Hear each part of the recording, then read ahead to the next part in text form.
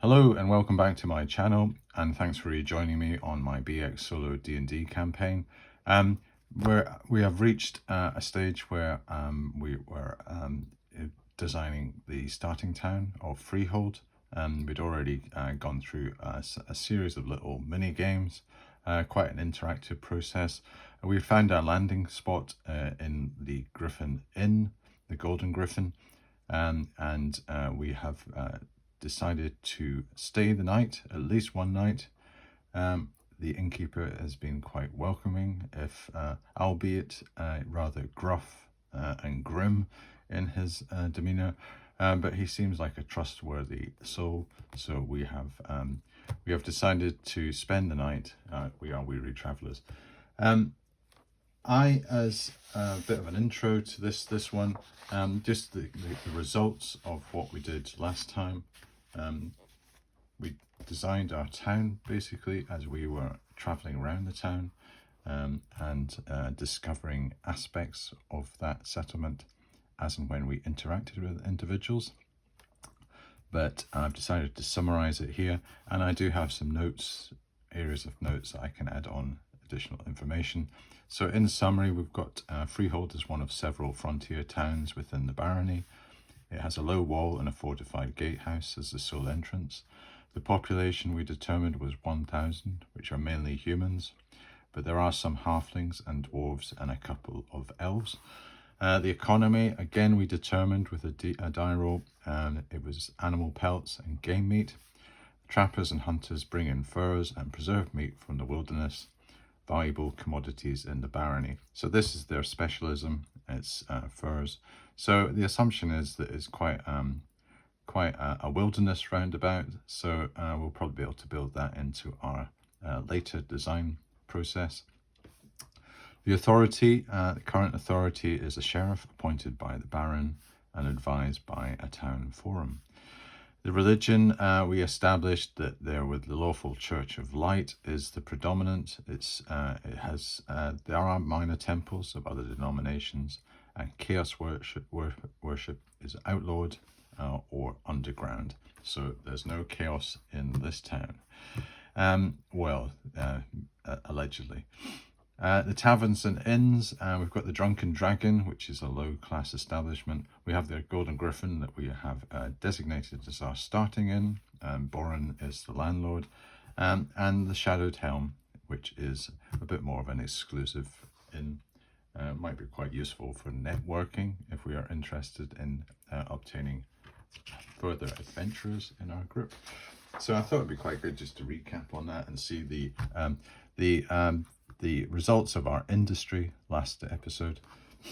So I'm going to carry on with this interactive type of process, and I've got one of the greatest tropes in Dungeons and Dragons. You're starting in, and I remember I had quite a long discussion about this in one of my AD&D episodes, and I came out as a firm defender of the starting in because I think it's a great trope. A lot of people might say, "Oh, well, that's a bit simplistic, Brian." It's got very two-dimensional, all the characters in it, and so it's been done 1,000 times. However, I just can't resist it. I do love a good starting in situation, and I think this BX D&D really could bring out the real core of what this trope's all about. You'll get your classic individuals in this setup. You're able to do all the interactions where you walk around between the tables as a great big group, but maybe I could be a bit more subtle with it. But I think it's a great opportunity to have a bit of fun. And also, I've got some mechanics in here that I can do some interactions with the characters and do some skill rolls, characteristic rolls, which are encouraged in these things here. They do talk about you can use characteristic rolls, things like your wisdom and your intelligence or your dexterity, and you can even apply penalties if it's difficult. So I've got those built into this. And again, I'm going to follow this kind of programmed method. It doesn't take very long to do this, just to kind of whip it up. And I quite enjoy just scribbling away and coming up with a little story. And the fact that we're kind of filling in the gaps with actual play You know, that's really that's what the role playing and the solo play is all about, having a bit of fun doing that. So to get us started off, the characters are welcomed down into the common area by Borin, who calls on the attentive staff to provide them all with a fine meal and plenty of refreshments. The characters pay the down payment of 3 days' board, and Borin actually smiles. Hooray, we've got a reaction out of Borin. He discusses the Adventurer's Bond, which is a form of credit which provides a month's lodging and services with a premium added. So if you can pay it in advance if you've got the ready capital. However, if you are a bit skint like the rest of our adventurers, he can come into an agreement called the Adventurer's Bond, where you promise to pay the landlord a month, but you will add on a premium, which you probably between 10 and 30%, based on the earnings that you get from your dungeon delving. So dungeon delving is viewed as a legitimate industry in the wilds, in the barony. You know, it is recognized as an economic outlet, a profession of sorts. And this Adventurer's Bond has been generated as a response to the fact that some adventurers have more funds than others. And in light of our adventures, we don't really have very much now. So we will enter into the Adventurer's Bond. We have that explained to us. Borin is very diligent in going through the terms and conditions. And we feel that if we do deviate from that, Borin is probably not the type of landlord we want to be on the wrong side of. So let us move on to the inn. Now, what I've done is I've done the classic thing where I have I've done a little drawing for us to do, a little schematic with my little, I love using my little pawns. Got my little pawn set up, and we are shown to this table over here. Oh, we're getting mixed up with one. We're shown to this table in the corner over here. So we'll have Hob, we'll have Tamsin, we'll have Yorick, and we've got what is it? Quinn. Quinn is our other character. I'll just get my folder.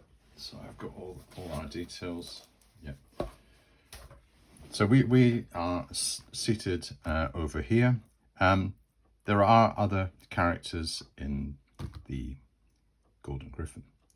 So the inn is busy, and with many residents of the town passing the doors, and this is the door here, to enjoy good company and drink. It's a popular place. So it's not only just these tables, but these are the ones I am highlighting. Within the general crowd, so imagine there's a lot of people in this place. However, there are a few discrete individuals. Within the general crowd, the inn has 4 patron groups or individuals of significance. And these are the ones I touched upon earlier in the previous episode.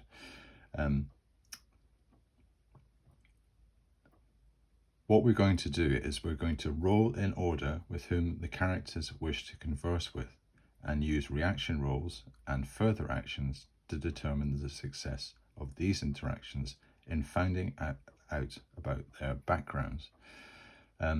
Each has a secret. Can the characters discover what these are? So that is the game. It's to find out a bit more about each of their backgrounds, and maybe uncover their secret. What is it they are hiding? This is all part of the starting in trope, and you've got your characters. They see certain individuals that are standard in fantasy, and they're all over the place. Now, just to get a bit of idea of the configuration of the Golden Griffin, this is the bar area here, and this is Borin, and this is one of his staff, and there will be another few staff moving around. I'll use these black pawns for that, and they're serving drinks and doing all the sorts of things that the staff do, and maybe it's one of them is sometimes on the door just in case there's any unruly behavior that we want to police. So I have got 4 other tables, that we've outlined here. And I have got this sheet called Initial Impressions. So, 1, we have a group of, this table over here, a group of 4 dwarves who appear to be led by an older and charismatic individual. They are minding their own business and don't look entirely comfortable with their situation. So they're over here. They seem to be they're just a bit unsettled.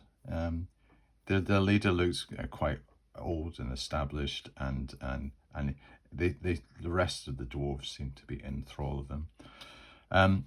The second table is one quite close to us, and this is a beautiful, refined-looking lady clothed in flowing robes and hooded. She's poring over an unfurled scroll and occasionally throwing furtive glances towards the doorway. So she's looking at the doorway occasionally. She doesn't look too happy. She seems to be engrossed in her scroll. It looks as though she wants to be alone, as one of the lines out of a film. The third table is this one over here. This with the green pawn. And again, this is another woman. It's a mysterious woman wearing dark muted forest greens. She's sipping on a flagon of ale while puffing a pipe. And she's generally avoiding eye contact. So we give furtive glances over to her, but she doesn't seem to be wanting to return anything. She seems to be wanting to be alone. And then we've got the table in the middle, and this is the home of a rather scruffy and unkempt, slightly drunken older man in nondescript garb, engaging with anyone who comes in or gives him attention. So as soon as any of the crowd come in, he's going, "Oh, hello, come over and have a drink with me." And it's all kind of yeah. And he really seems to be trying to enjoy himself. He's the life and soul of the party. He's getting a bit drunk. So that is our four tables, the setup for the Golden Griffin. Now, what we're going to do is we're going to determine in which order our characters are going to interact with these tables, because they're keen. One of their objectives is to settle in to the town, and use the taverns and the places of interest as a means of gaining information about the area, learning whether there are any places of mystery or adventure areas or dungeons that they can explore, and finding out whether there's any potential to recruit someone else into their party. So they think that this is an opportunity this evening. An adventurer is never off duty. They're always on, and they want to hone their social skills and see whether they can do some of their magic in this environment. And also, I've got my matrices of I better just find it. Yes. Sorry, I was trying to find my matrices of social interactions and what our archetypes would do in that occasion, and I should have had that so I could be armed for the situations that are going to evolve. So, getting back to the actual incidents that we want to model, let's start with finding out which interaction we're going to start with first. So we'll get a D4, and we will select 1 to 4 based on this list. So here we're going to get first. So we're going to get the dwarves, we're going to get the beautiful, refined looking lady, the mysterious, dark muted, forest green clad woman, or the rather scruffy, unkempt ne'er-do-well seems to be. So if I can just maybe see if I can move this across slightly, and it's still in camera shot. It is. Get my dice roller in, get my D4 ready, and this will just come into camera. So we're going to go with 2 first, which is right. So it is the lady next to our table. So let's just move that up here. We can zoom in on it a wee bit. And the way we're going to going to do this is we've probably got to think of a way to actually approach this lady. And are we going to do it mob-fisted, or are we going to use individuals in our party? Now, probably the best is going to be Tamsin, who is she is a charmer.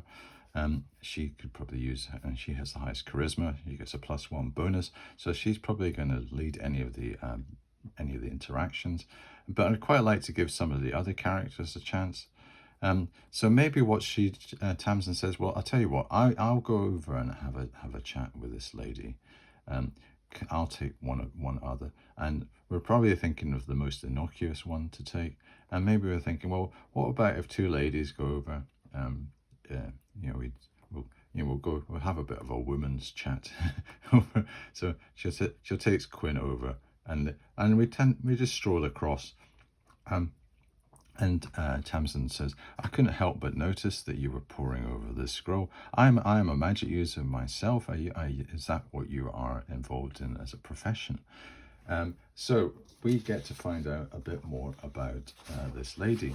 And she introduces herself. She says, I'm Cassandra Starchild. I am a female magic user too. I am a magic user. I am staying in this inn. Have you seen any strangers about recently? And she seems to be quite furtive about things. She seems to be a wee bit disconcerted, discombobulated, if you want to use that term. If we want to actually find out a bit more about her, I'm positing that she's on the run from a powerful, secretive society, and she says she has offended this. She stumbled upon one of their hidden rituals and now fears that they are hunting her down to silence her. So that is basically her story. So we do a bit of a chat about this, an interaction, and what I plan to do is see how successful Tamsin is in the interaction. Now, her secret is that she's actually carrying a small, smooth, dark stone that hums faintly. And this is a device that she actually stole from the secret society. So she's a bit disingenuous. So we're going to have a bit of I've got character actions here. So for Cassandra Starchild, I'll say that she will play along with the characters and try to align herself and call upon their protection. But we'll give a +2 bonus to the reaction score. So let's and what I've done as well is I've actually looked at the reaction and I thought, well, let's modify it a bit for social interactions. And I've taken the basic, the same results bands, but I've put them into more appropriate things for social reactions, and they're the same kind of gist, except it doesn't say that I'm going to kill you, I'm going to be utterly hostile and attack. Attack is going to turn into things like instant enmity, and you're their enemy, and there might be violent behavior, but nothing like immediate attack.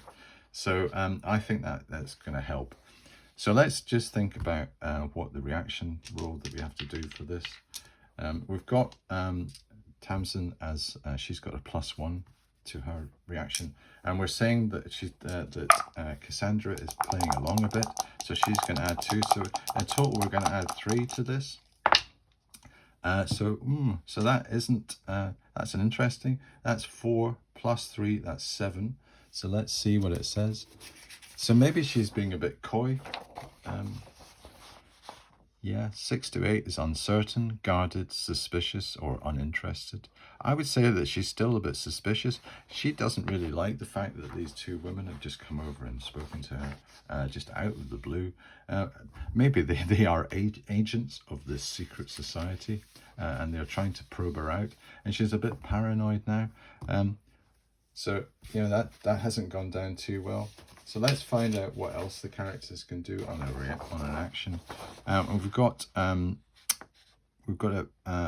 We've already done the +2 bonus to reaction score. So if the wisdom characteristic roll or one of the characters thinks she is hiding something and not quite what she seems. Okay, so let's see if our character that's got the highest wisdom is going to be Quinn. So let's see what Quinn's wisdom is, and I think it's 13. Yeah, Quinn's wisdom is 13. So let's do a reaction, a characteristic roll of Quinn, and see whether she thinks that maybe Cassandra is a bit disingenuous. They don't quite understand her story. It doesn't seem to be completely straight. So she needs a 13 or under to twig. So she does. She thinks. They almost like decide, well, let's just disengage from this. And she kind of gives Tamsin a bit of a look and say, yeah, come on, let's just, you know, I want to talk to you about this. So we decide to say, give some pleasantries and say, well, it was nice talking to you. Maybe we'll meet later on in the evening. And we decide to go back to our table. And Quinn says quietly to the rest of the characters, she says, I discern that there was something a bit strange about her, a bit, you know, just like her story didn't really add up properly. I think maybe she's hiding something. She's not really quite what she seems. We better keep our eye on her. Okay, so that's our first interaction gone. And the thing about these things is they can't really go like clockwork. So, you know, the fact that I was trying to almost set it up so that we would get a really good reaction and she become best buddies. It didn't quite turn out, so I had to come up with an alternative way. Maybe she realizes actually, out of all these characters in the Golden Griffin, maybe these ones are the best to try and recruit as protectors and helpers, and stop this awful secret society from hunting her down and destroying her. So that leaves the other three that we're going to go for. So who is it going to be next? So we've already ruled out option 2, so we can just ignore 2 if we get it. We get number 1, so that is our dwarves. So let's just zoom in. We'll get the zoom going on the dwarves. And then we're thinking, well, who would be best to go and speak to the dwarves? Now, they might, the dwarves being, they're all male dwarves, they might appreciate a bit more of a masculine approach. So maybe we send up Yorick, who's got quite a reasonable charisma, and he can go with Hob, and the two of them, and leave the ladies maybe just to have a bit of a chat between themselves, and maybe just occasional glance over at Cassandra, see what she's up to. And we trip over to this table here, and we'll maybe get Hob to do the interaction. Let's find out what his style would be. If we look at his, he's an innovator, and he wants to build up a bit of rapport. Let's see, or initial approach. So his initial approach: curious, ask probing questions, seek new information. So maybe he comes over and he says, "Oh, I couldn't help but notice that you're dwarves, and you know, I'm absolutely fascinated, and I know that you're really into gadgets and mechanisms, and I am fascinated by that too. Do you have any news or information from the dwarven strongholds of any new inventions that I could ask you about?" And they seem to be quite taken by this thing. The overall demeanor that I've got for them is that Grunger, this is the dwarf returns the pleasantries from Hob, and he says, "My name is Grunger Stonebeard, and this is my band of dwarves." He's got 3 dwarves with him. And we discern from our conversation that he's on a personal quest to find a rare, legendary ore said to glow faintly in the deepest caves. And he believes this ore is the key to restoring his former status with his clan. Now, the question is, do our characters get all the information about this? So the way that I've got this set up is that I've got this particular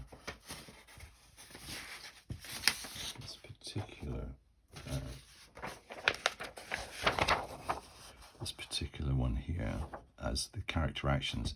We're going to have a -2 reaction penalty as these dwarves are guarded. If you get a reaction score of 7+, we can strike up a rapport, and then an individual CR to elicit their secret. And then maybe we offer to help, and we get a +1 to 3 to the roll, and if we provide plenty of beer. So the incentive is that we're going to say, Borin, four pints of beer for our dwarven friends. They look as though they are in need of refreshment, and Borin says straight away. So we set up the beers. Hob is going full on with the diplomatic assault. Unfortunately, we have a -2 reaction, and I think on Hob's charisma, he is charisma of 10, so he does no penalty. So we're going to do a -2, but we add +1 to 3 because of the beer. So let's find out how much we add because of the beer that we're injecting into the situation. We add 3 on. I got a 5. So we're going to add 3 -2, so it's going to be +1 in total. So let's find out what we get. Unfortunately, I'm going to move this slightly across. Let's see what we get. Yes. So we get, I think it was a net +1. So they love us. They think, yeah. On my reaction score, that actually comes out a 12. Enthusiastic friendship. So Hob has really struck up an absolute rapport with these dwarves. They tell them all about this ore. They tell them all about the gadgets that they're into. They love the fact that this hobbit, this halfling, is so keen on gadgets and mechanisms and all the sort of things that would bore any other race to death. And dwarves love talking about. We're having an absolute blast. Yorick is probably taking a bit of a back seat. He's just having a drink and he's watching on. He is a protector, so he's just doing his role and protecting Hob. Hob from just getting too carried away and jumping up on the table and doing what these halflings do when they have a few drinks. So we're making a bit of we're actually getting on very well with those characters. So we'll probably just stay there and maybe just leave some of the rest of the interactions to the ladies. We've still got our ace in the hole. We've got Tamsin, who is our charmer. She is the one that can really knock it off if we need to. I think we probably go for this one, which is the mysterious stranger, or we go for the chap that is causing a bit of a nuisance of himself. I think the ladies would probably decide to go for a female and try to skirt round. So let's see if we can get round this chap without getting too involved. So I would say let's do a dexterity roll. Dexterity roll for one of them. So we'll say let's do Quinn as being the one that gets closest to this chap. Her dexterity is she is a dexterity of 11. So she needs 11 or less, or else he might start pestering us. Grab us. She does, so we managed to skirt past his table and head over here. And Tamsin can use that as a bit of an excuse, saying, "Whoa, we just got away from that character. He was a bit of a menace. He seems to be catching anybody that comes across." And we start to try to strike up a rapport with this individual. We say, we couldn't help but notice a fellow female in this Golden Griffin. You're on your own. We're just wondering whether you've got any stories, any news from the wilds. You look as though you're well travelled. And she says, yes, I am. My order has sent me on business. I am here to do its bidding. I have been out in the wilds for many years. That is where I am most comfortable. I find these civilized and busy places sometimes a bit too much. I need a bit of peace and quiet. That's why I've chosen a corner table here. So I have got the information that she's called Lyra Swiftfoot. She is a fighter, and I'm saying that she's a scout for an ancient hidden order that protects the wild places from encroaching dark forces. She's in the tavern because she's tracking a subtle corruption that has begun to seep into the local wilderness, and she suspects one of the other patrons. So that's kind of her backstory that we know as solo role players, but the characters don't. So let's see what the characters' actions are, what they can do to penetrate this veil of mystery. So Lyra Swiftfoot, she has a -1 reaction penalty just because she doesn't really want to converse or interact with anybody. If we get an intelligence CR, the characters notice that she is observing one of the other patrons intensely, and we'll cross that bridge when we come to it. So let's do our reaction penalty, a reaction roll first. With the -1 penalty, and remember we've got Tamsin here, so she's talking. She's doing the heavy lifting here in the discussion. So if I just move that across again and get my dice roller in, so we've got a net 0 because we've got a -1 for Lyra's basically avoidance of interactions, but we've got Tamsin, who's got very strong charisma. We get a 6, so a 6 on my table means uncertain, guarded, suspicious, or uninterested. So I would say that she still remains, she's non-committal. We don't really penetrate any of her real secrets.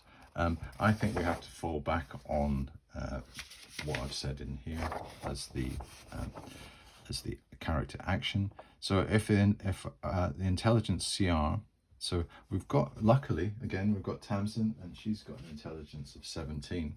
So if we roll 17 or less, we'll get the benefits of her insight into this.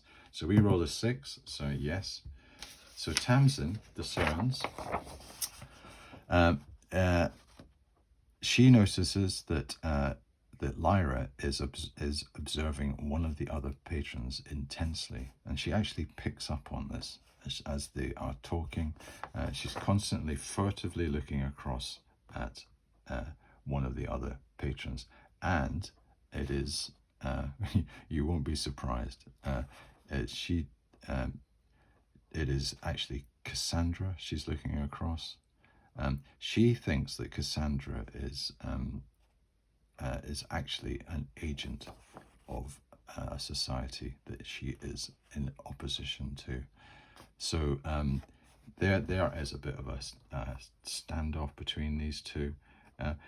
I would say Cassandra is not too bothered about Lyra just now. Lyra is using her skills of subterfuge and all the things that she's learned in the wild, and she's trying to use that to her best ability. But our characters have twigged to the fact that she is observing Cassandra. So I would say that if we want to try to push this, I think there could be a scope for the fact that Tamsin is such a good negotiator. She could maybe push it a bit further and inquire the fact. She says, well, I couldn't help but notice that you seem to be very interested in that lady we were talking to earlier. You know, to be honest, she was quite standoffish and she seemed to be quite nervous about things. Do you know anything more about her or whatever? So I think we can do another roll, but this time not have a minus and have the +1 for Tamsin. And let's see if we get any further with this line of inquiry. So that's an 8 plus 1 is 9. So according to our table, interested, considers offer and help. So I would say that that's a positive. So let's see exactly what it says in this box for Lyra Swiftfoot. If the intelligent CR, the characters notice she is observing one of the other patrons intensely, it is Cassandra because of what she carries. So we've already ascertained that Cassandra is carrying this stone that she has stolen from this secret society. We're calling it the Shadow Society. And Lyra actually thinks that Cassandra, she's getting a bit mixed up, a bit getting our wires crossed. She thinks that Cassandra is actually an agent of the Shadow Society. So she doesn't actually believe that Cassandra is almost an innocent party, although she isn't, because she has got a cover story that she was in. She's being chased by the society, but actually she has stolen something from that society, and that's probably why she is terrified. So the wires are a bit crossed. So we ascertained that that's what Lyra's after. She says, I think that she is an agent of this dreaded secret society, Shadow Society, which is casting a corrupt spell over the barony. I am an agent of an order that is in opposition to this, so therefore I want to try and stop it. So we do get quite a lot of information from Lyra in the end, and it's almost like it's circumvented the route that we've managed to find out quite a bit of information about Cassandra by default. However, the wires are crossed, and Cassandra does have a secret. Maybe it's worthwhile us going back over and having a chat with her. So we say, well, it has been a very nice experience talking to you this evening. I'm sure our paths will cross. We are residents now in the Golden Griffin. If you are going to stay for many more nights, I'm sure we will like to talk to you anon.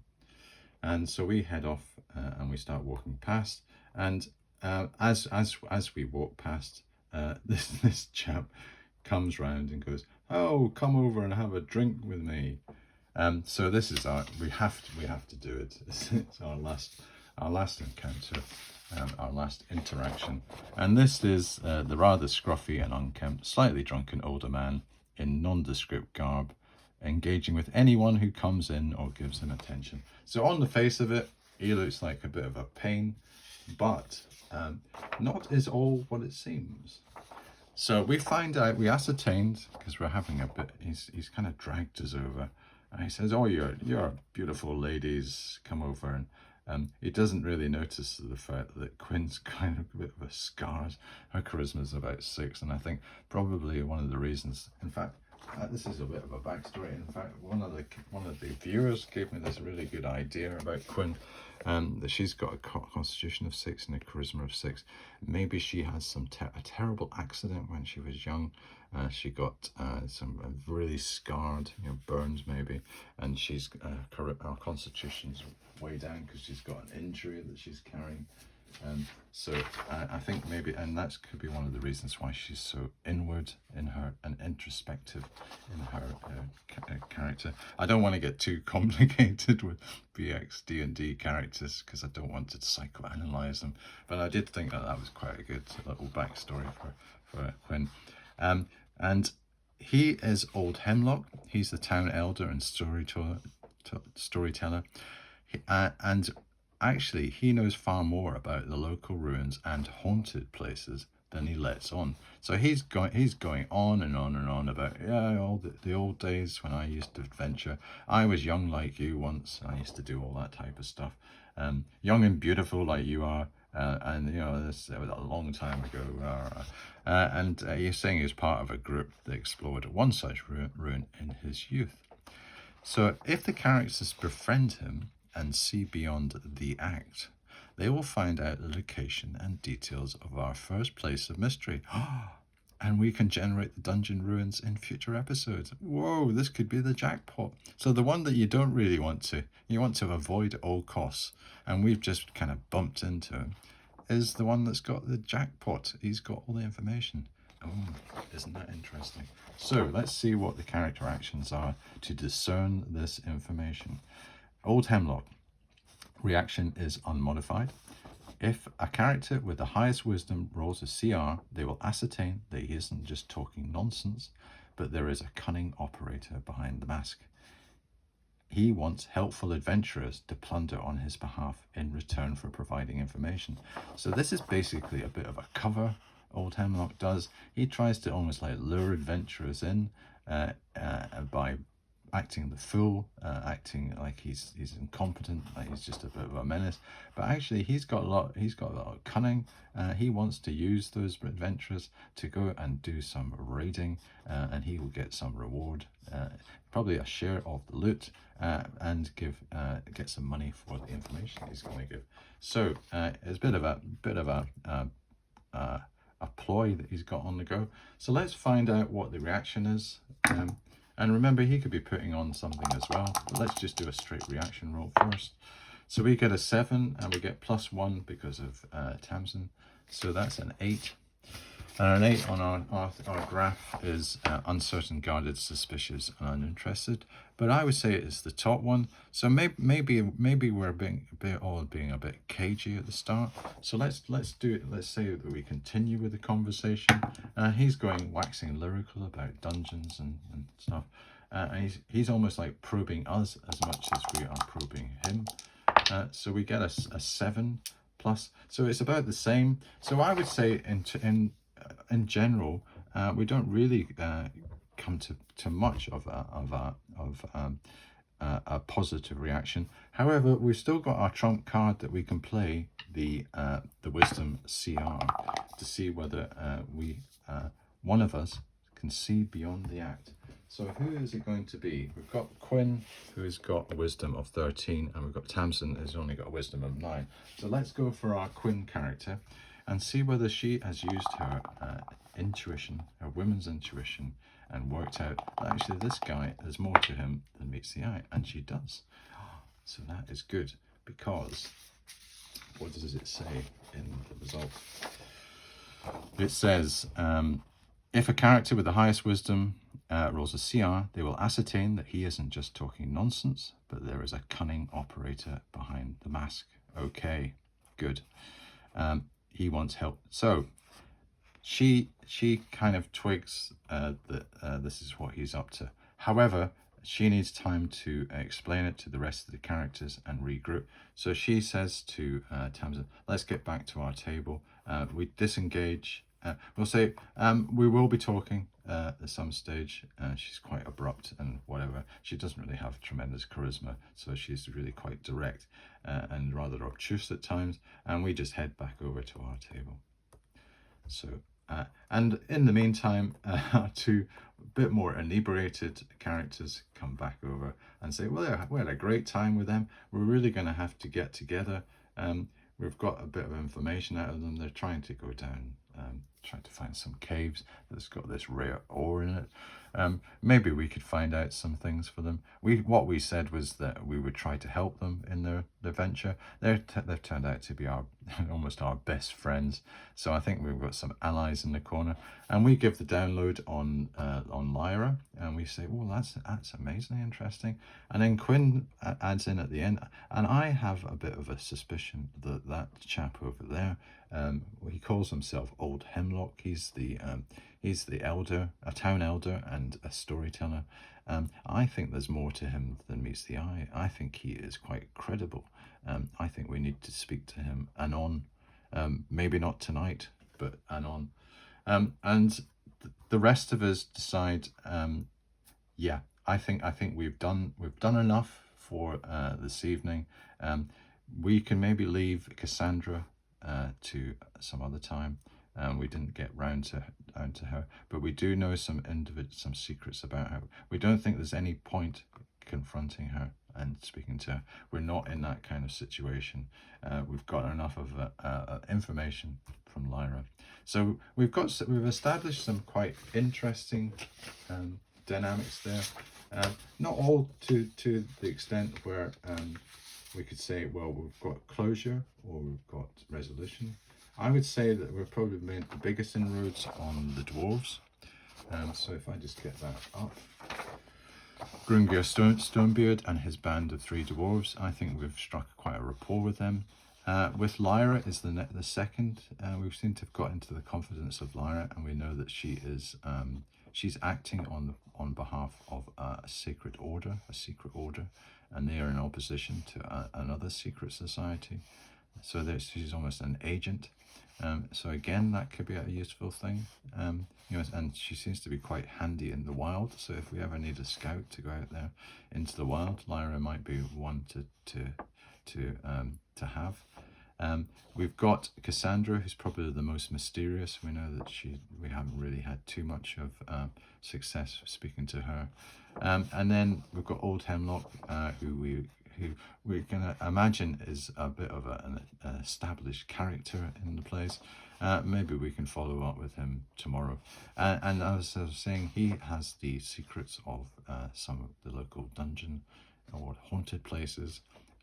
He might be the mechanism to articulate where we should be going when it comes to our place of adventure.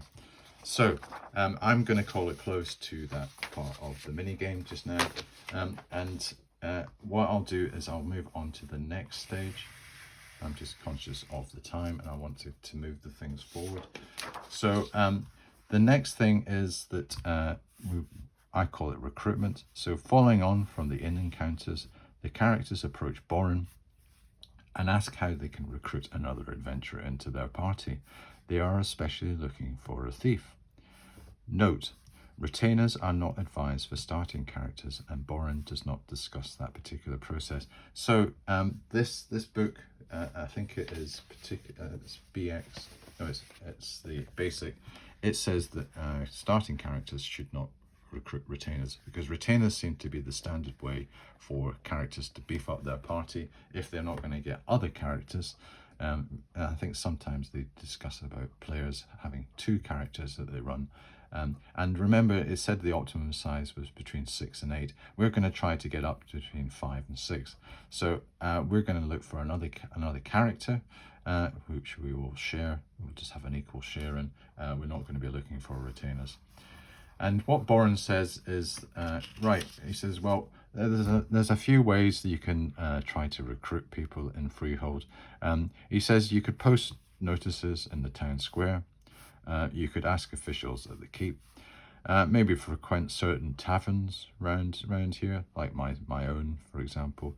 Or maybe visit the Thieves Guild if a thief is specifically wanted. So if you have the courage.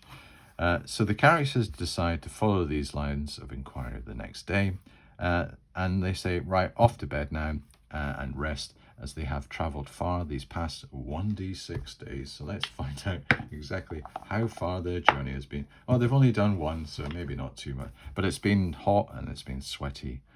It's been, yeah. So they've done a day's travel, probably from another town. They've reached Freehold. They're exhausted. They've had a complete a packed evening of entertainment. Maybe a couple of too many beers on Hob and Yorick's side. Trying to socialise with dwarves. That's what happens. They decide to get off to bed. So I've decided to close that particular session off, and for the next episode, what I'm saying is I've kind of set it up. Key locations in Freehold will be designed and expanded upon, and prominent town NPCs revealed. We've got the town square, which is a bustling and lively marketplace, so we can go there and visit it, and we'll probably have a little mini game there. We've got the central keep of the Sheriff of Freehold. That's a squat fortress sitting on the only raised area in the town, so maybe we'll have an interaction with an NPC there. We've got the Shadowed Helm, a place known for attracting adventurers loaded down with treasure plundered from nearby dungeons. So the Shadowed Helm is the more exclusive tavern in the district. It does seem to attract adventurers that are quite well heeled and have been out maybe on successful adventures. So maybe we could come across one of them, or they know of another that we can talk to. And then there's possibly the Thieves Guild if the characters are feeling up for it. We've got to be quite morally strong to go and visit the Thieves Guild.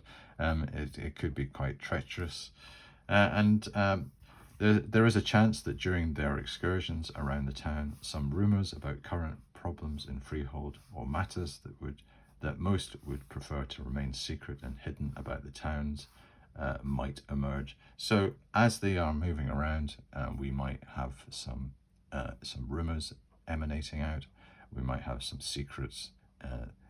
You've already got a few things on the go from this interaction that I will summarize. So what I plan to do is I can summarize that that little in thing with the different stories and see whether some of those threads can carry forward, or if we just have to put them on hold, you know, kind of frozen. We've still got basically this character to explore the fact that he's got maybe a secret that is of interest, you know, our first dungeon adventure. We may come across another mechanism to give us that. It doesn't have to be what's he called, Hemlock the village elder. Okay, well, that was quite a busy session. It was quite complex. There was a lot of moving parts in it. Hopefully we'll just carry on with this type of approach, that I have kind of almost like a go through a process. I think that's probably quite a nice way of doing it. And it's also keeping me on my toes to try and come up with some creative ways to solo it. I'm enjoying having that kind of that variety and different ways of doing stuff, and having a bit of structure around it. But using the dice and just basically the chaos of actually narrating it out, you know, that does generate quite a lot of different things. And the fact that you know, sometimes the rolls don't go the way you think they're going to go, and you've got to suddenly think of a different alternative strategy on the fly. But I think that's what BX is all about. It's doing stuff on the fly and just reacting in a high octane adrenaline inducing manner, and hopefully that's what I'm trying to do here. Okay, that was good fun. I hope you enjoyed it as much as I did. Look forward to seeing you next time.